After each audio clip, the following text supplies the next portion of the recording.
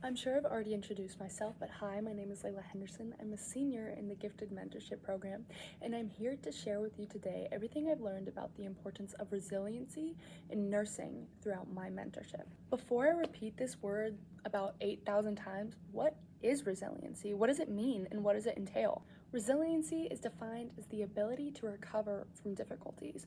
In other words, bouncing back from new stresses or knowing how to react to different experiences you may be going through. Imagine that you're taking a really difficult class in school, okay? And you don't do so well on an important exam. You start to lose hope. You're putting off your assignments and you're procrastinating. You're already not doing well, so what's the point? You have other courses to focus on. Until eventually you're failing the class. All hope feels lost. There is no recovering your grade after that one exam. But with resiliency, you might actually be able to retake that exam. You can study harder, you can put in more effort towards your assignments, you're paying attention and taking notes in class, and your teacher even discussed extra credit opportunities with you. Taking the path of resiliency can lead you to fully recover your grade, and then some. But a lack thereof can cause you to stray farther and farther from academic success following a minor setback. Being resilient is so incredibly difficult that it can feel impossible. Pushing through and persevering in times of difficulty, in times of struggle, in times of trial is resiliency, and that can be so hard. And I know that, and you know that. But that is exactly what makes it so important. Being resilient is not getting knocked down and being fine. Resiliency is about what you do in those times of trial. It's about how you choose to get up when you're knocked down. So now that we've talked about it and you know what resiliency means, you might be able to actually pinpoint some points in your life where you showed personal resiliency. But what does this have to do with healthcare? What implications does resiliency have in the field of nursing? Let's talk about it. Nurses need to be resilient in order to keep up with their demanding careers. Every shift presents a nurse with new challenges and new difficulties.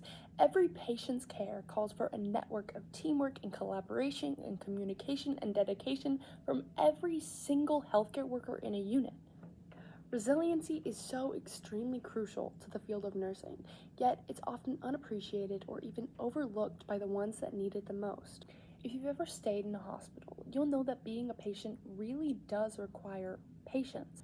The process of playing meet and greet with a new healthcare worker every 30 minutes to an hour can get pretty boring. But it's because these nurses are spread so thin that they rarely even have time to sit down and chart between the demanding care of each and every patient. By the end of a 12-hour shift, many nurses lack the energy to even wash their faces before crashing into bed. But this cycle of exhaustion and repetition can get very old very quickly.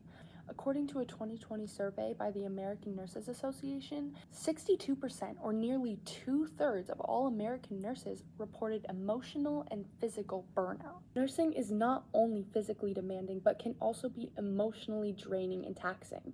During my mentorship alone, my unit saw overdoses in children younger than me, babies that weren't going to make it, and children that had been there their entire lives. When you're a nurse, exhausted after a long shift, you go home and you crash into bed and you take all of that emotional turmoil with you.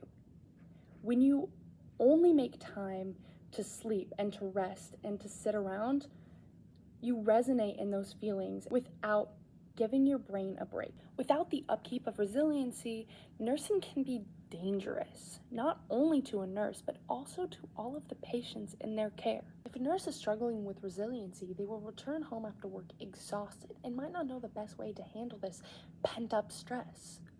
Their days off will become less and less productive, turning into rest days.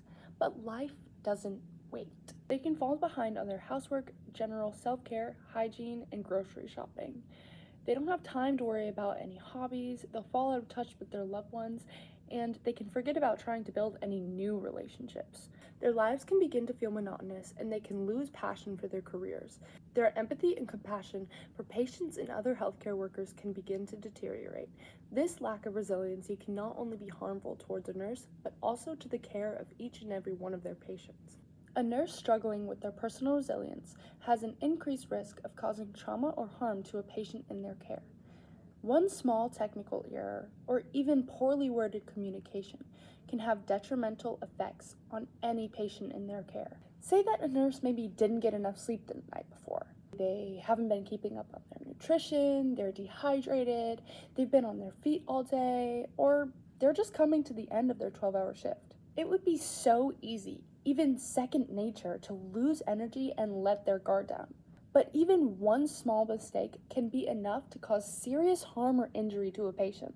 Think of misreading medication, forgetting to update a patient's chart, misidentifying a patient. Care may be improperly carried out, neglected, or even overdone. And a nurse's words can be just as or even more impactful than their actions. A vulnerable patient during what may very easily be one of the worst times of their life truly needs the complete support, empathy, and compassion of a nurse. But small complaints or under-the-breath remarks are not only noticed by patients sitting in those beds for days on end, but they are sticking with them and they're resonating with them. Imagine that your nurse is just as sorry for themselves as you are that they have to take care of you. There is a lack of dignity that comes along with disregarding a patient's emotional state, even if that nurse is having a hard day themselves. So what is the solution to having low resiliency, and what are the factors that can promote resiliency to begin with? Unfortunately, the only proven solution for low resiliency is to be resilient. I know it may seem counterintuitive to promise that resiliency will follow with the act of being resilient. It may seem self-explanatory, but I think we all know that it can be way harder than it may sound. But nurses do, crazy enough, need to feel human. In between their demanding shifts, they need time for things like sleep, basic hygiene, balanced nutrition, and doing laundry. But sometimes it's the smaller things that maybe we don't even think about that can have the most significant of a difference. Nurses also need to find time to cuddle with their dogs, to stay active, to go shopping, to pursue their hobbies, to have human connections, to relax. Nurses need to feel like normal human beings. But people in the healthcare industry all too often find themselves so exhausted that they don't even have the energy to do things like that, simple things that we take for granted. Like I said before, many nurses fall so deeply into exhaustion and burnout that they often don't have the energy to even wash their face or tear off their scrubs before crashing into bed some nights. And I'm sure some of you can relate to this disheartening truth, gravitating to your bed with a phone every night when you know that there's a desk with a laptop waiting for you. It is so easy to fall behind, to be consumed by the ever-evolving atmosphere of daily life.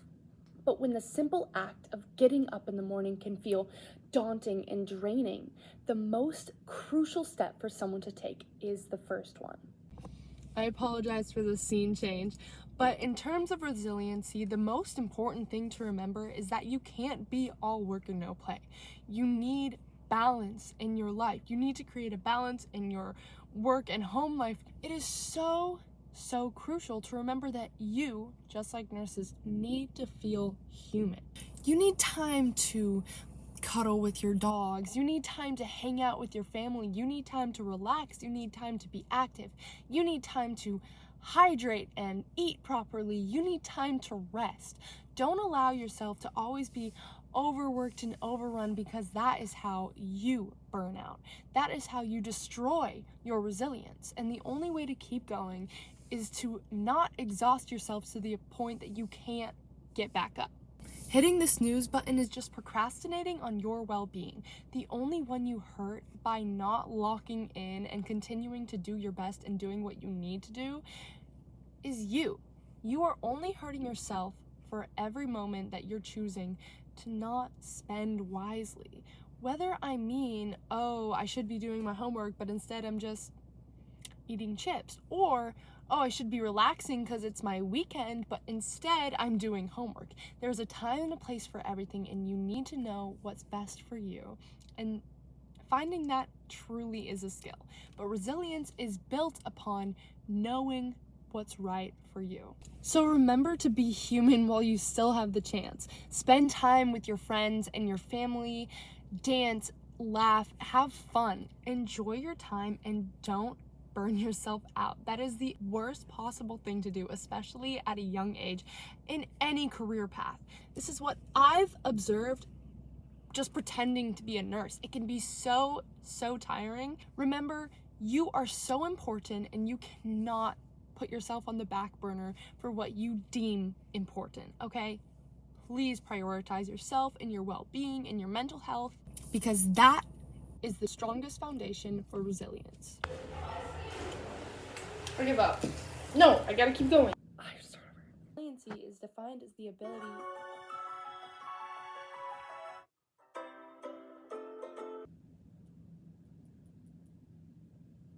This is what I've observed.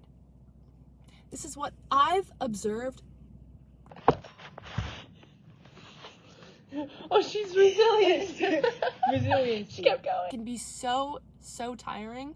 This person is watching me vlog into an iPad and I'm embarrassed. No, I'm not. Embarrassment isn't real. Anyway,